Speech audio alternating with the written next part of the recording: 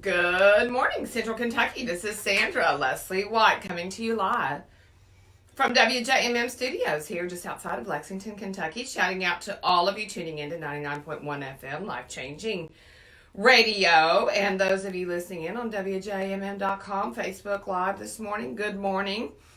And today is Veterans Day. Today is Veterans Day.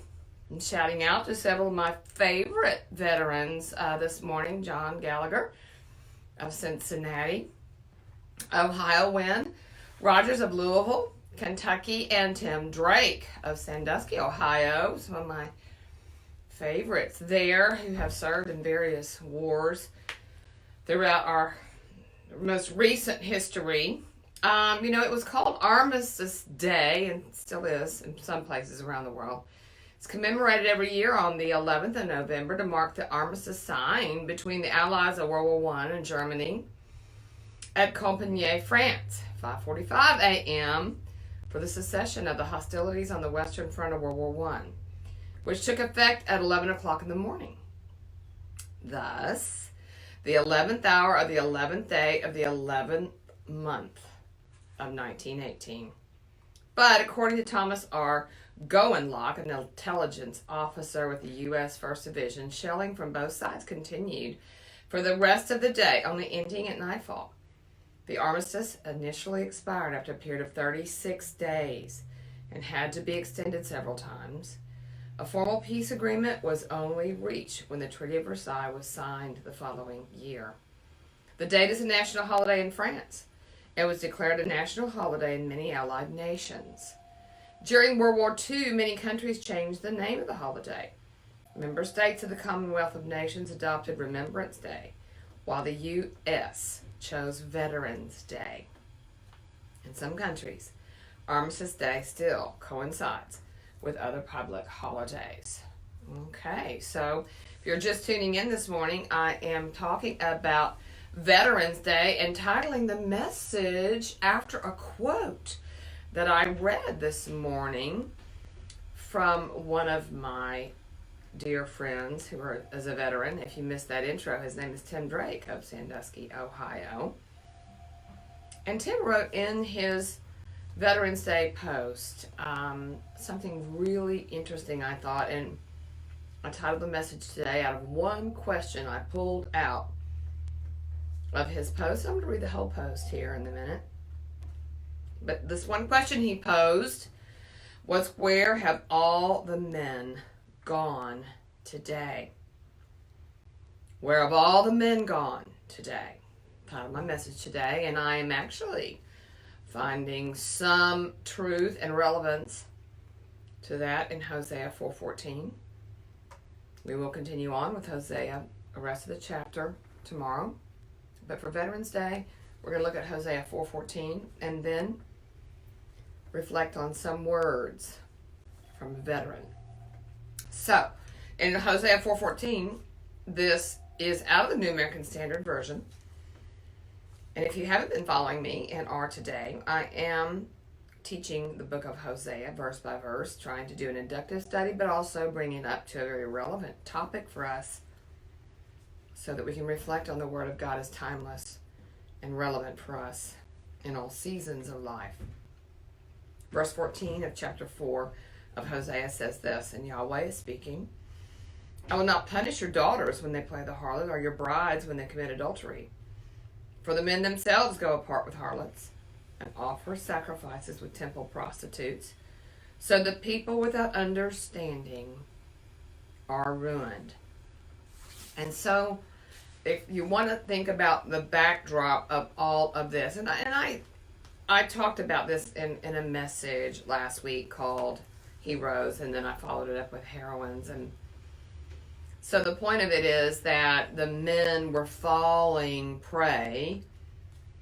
The men of the northern kingdom, the 10 tribes, in history called the lost 10 tribes of Israel, they were all being influenced by Canaanite gods, being weakened, forgetting about the provision in the priesthood of Yahweh. And so they not only were vulnerable, But their families were vulnerable. The brides, their daughters-in-law, their daughters, they were vulnerable. And so thus went the nation. So the title of today's message is, where have all the men gone today? I think could have been said at that time, in that latter part of the 8th century BC, when Hosea was penning this prophecy.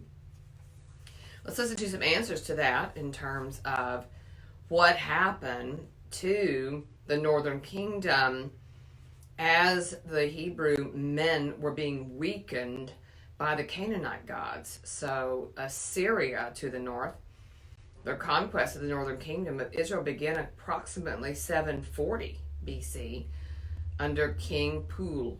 You can look at that in 1 Chronicles 5:26. Nearly 20 years later, about 722 BC, the capital city Samaria was overtaken by the Assyrians under Shalmaneser V. The Lord had long warned Israel of judgment, going all the way back to Moses' stern warning in Deuteronomy 28. And in 2 Kings, it says this in chapter 17:13. Quote, "Yet the Lord warned Israel and Judah by every prophet and every seer."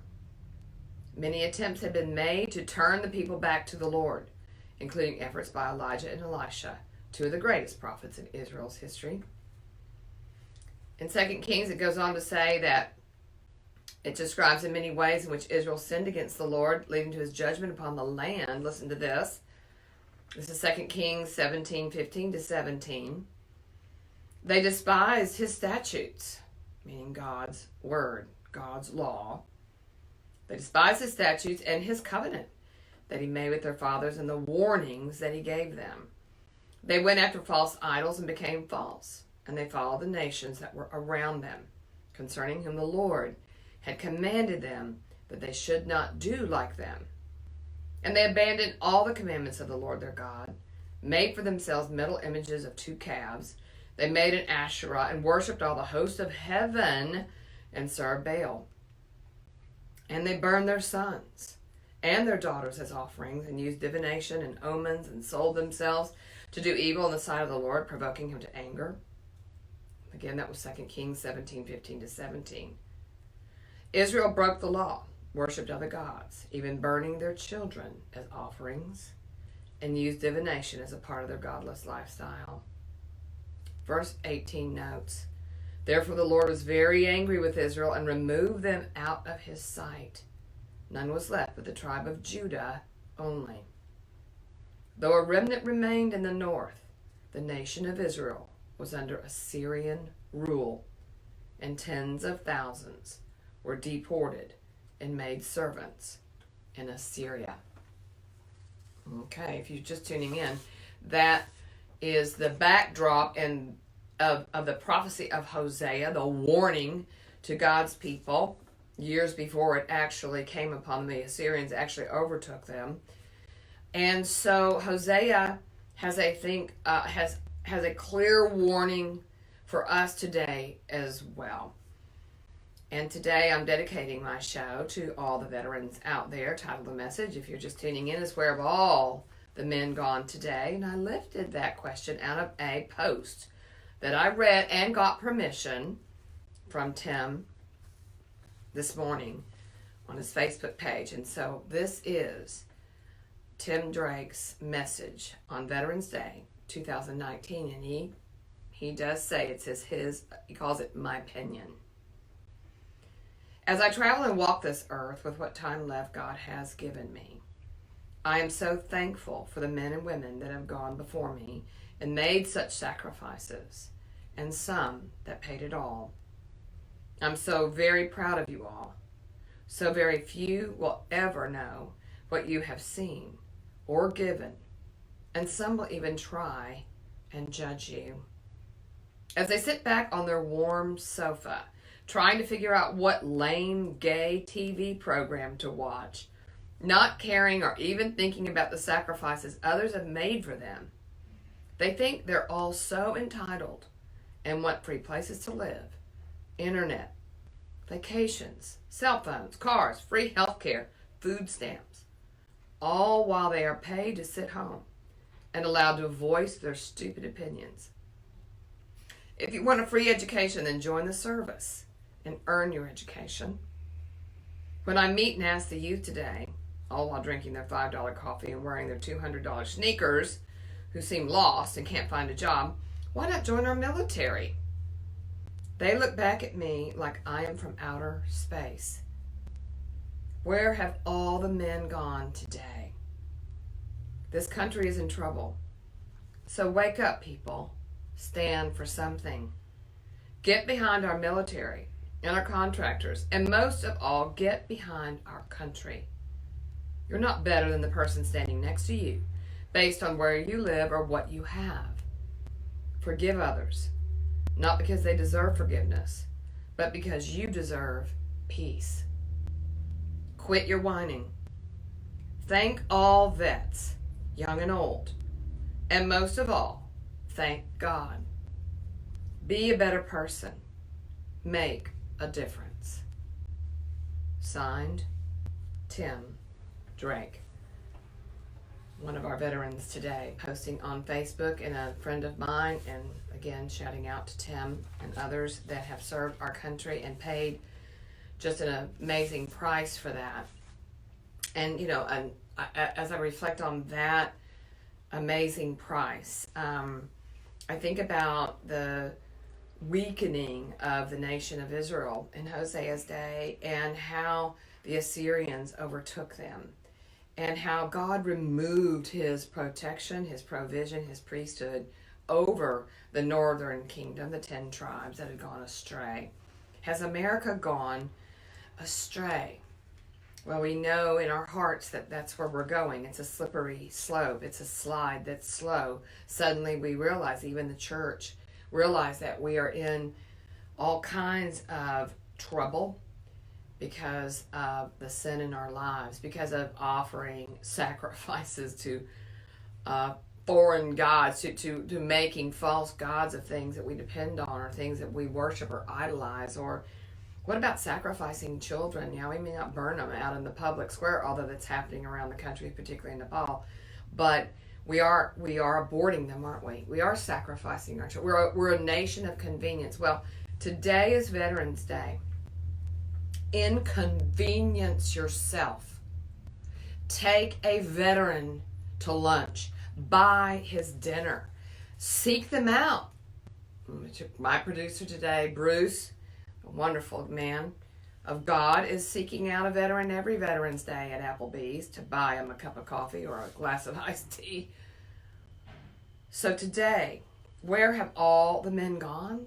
Spiritually, physically, where are they? We're all looking for heroes. We can become one today. I think it's so important for us to realize that we too are vulnerable, because we have gone astray and we have weakened the very fabric of our country by the very things that we participate in. So, as I walked through the halls of the Veteran Hospital there in Louisville not long ago, I realized the great sacrifice that these men and women have given. If it's not their lives, perhaps it's a limb, or maybe it's simply their heart. Maybe it's their mind. Maybe PTSD is so bad and so difficult that life is unbearable at times. The fact of the matter is, if you haven't visited a VA hospital, you might want to just do that. Or at the very least, buy a cup of coffee for a veteran today. God bless you. We'll see you tomorrow.